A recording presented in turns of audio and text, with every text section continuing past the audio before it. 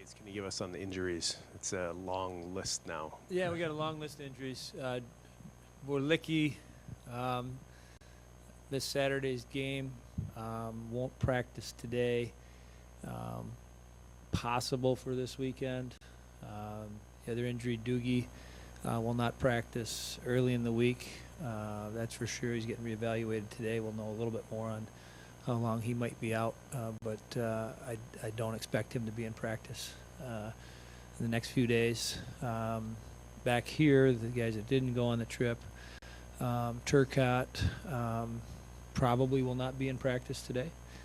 We're hoping by Wednesday he will be back, and hoping he will be available for the weekend. We won't know. We'll wait and see as the week goes along. Roman Ashan will be on the ice today, practicing. Whether or not he'll be in full contact practice won't be determined until later in the week on whether he'll be able to do that, but he'll be on the ice today. Jack Berry is questionable for practice today, so we don't know about his status quite yet. We'll see when he gets in from class. So that's pretty much the update. So we're not healing fast. That's probably the right answer to the question on those players. Todd. With the uncertainty of Turcotte specifically, I know whether he's in the lineup or out of the lineup changes a lot of what you do around that. How does that kind of impact, not knowing until late what you're doing with other guys around him in the lines and moving things where they need to be? What's the impact of that? That's a really important question. I think last week we thought he was going to play, and as you saw in the middle of the week, we practiced him on the power play. Then you get to Michigan, obviously without him there, you got to make some adjustments just for different parts of the game and line combinations like that. So I guess that's part of it. It changes day to day. The health of players changes frequently, and you just adjust as you can. He's a big piece of our lineup. Roman's a big piece of our lineup. Jack Berry's a big piece of our lineup. Sean Doogie's a big piece of our lineup. Jack Berry, Mike Vorlicki, like everybody is. So each time everyone's out, we have enough players to fill in,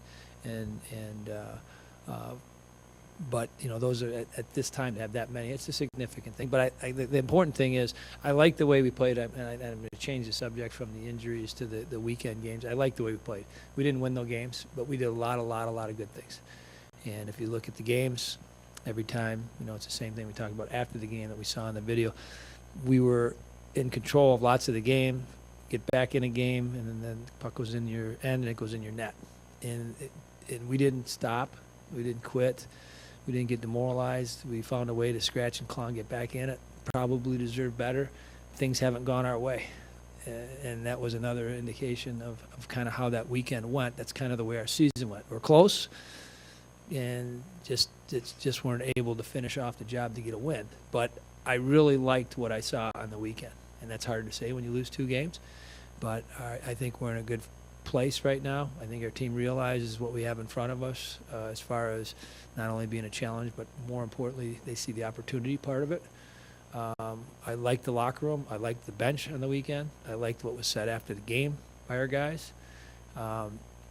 So we need to solidify and be better in different parts of the game. I thought our power play was a big step, not getting many power play opportunities. It got us back in the game there.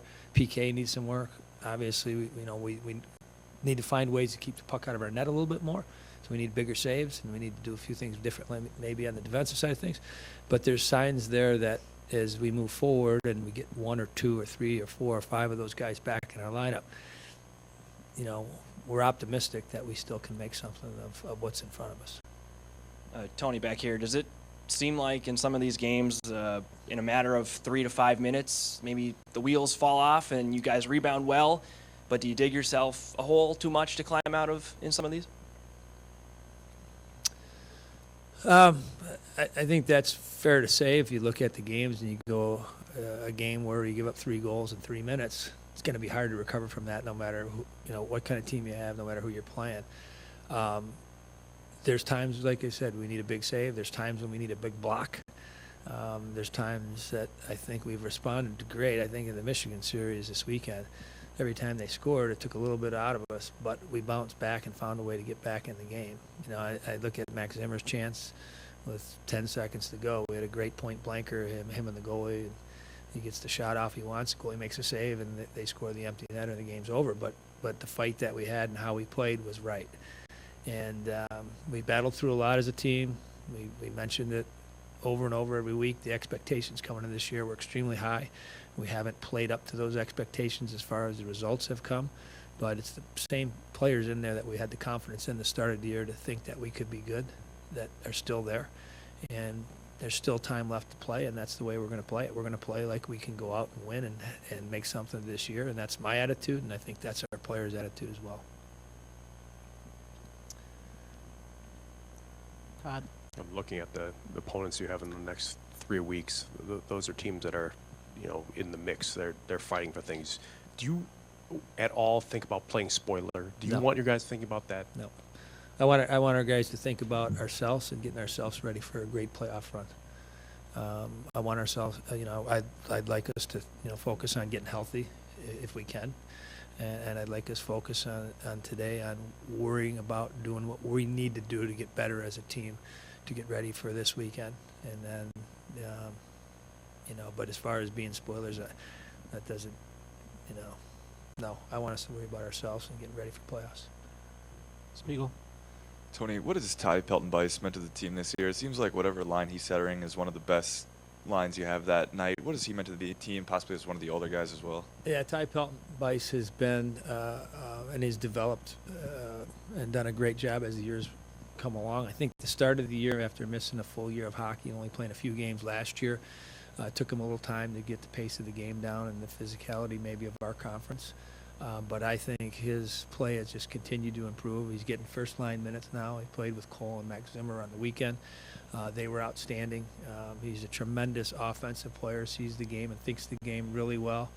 Without Turcotte in our lineup, he's going to get even more minutes, and he's going to become more important to our team. But I think he's been a very solid, continues to get better, and in the locker room, I think his presence of being an older player that's gone through a lot in his collegiate career already is going to be something moving forward that will help us well.